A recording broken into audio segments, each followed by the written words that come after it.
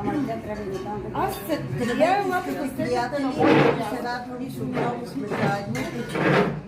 Сред едно невероятно общество на самишленици, на невероятни хора. Искам да ви кажа, че след толкова време се престраших и все пак пратих до едно истинско издателство, горящо, едно голямо сърце. И това е прекрасната Любомира Петрова. Едно борбено устойчиво момиче. Ние всички сме с нея и знам, че тя ще пребъде, защото тя не има нас, има и своите близки. Ние сме за нея едни малки, невероятни прашинки, но те разтилат някаква невероятна сила, енергия и просто благодарение на всичко това, което прави и гори, и го прави с такъв плам и жар, това издателство и пожелава от все сърце да просъществува. Пратих за Цветно вълшебство 2026, 3 стихотворения, ще ви прочета 2 от тях. Пролетна магия.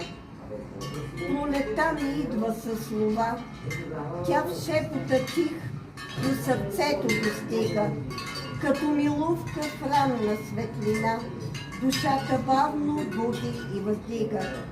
Във всяко клонче трепва топъл зов, във всяко цвете тика всеотдайност и сякаш свняк от обич сътворен се връща пак със своята безкрайност.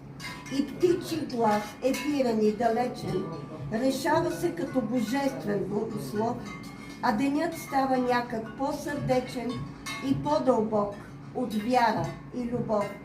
Пролета тихо дойде и в тази тишина сърцето пак се учи да обича, да бъде дом на ярка светлина, която никога не се отрича. Благодаря ви. И другото е пролетна магиосница.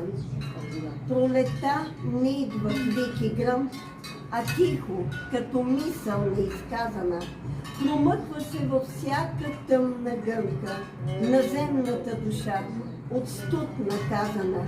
И в клоните на младите дървета се ражда дъх, притихнал, но решителен. А в шепота на вятъра разбрах, светът отново става удивителен. Едно кукиче, крехко и само, пробива пръст, която го е скрила, и носи в себе си онова добро, което времето не се е открило. И тръгва сок по жилките на деня,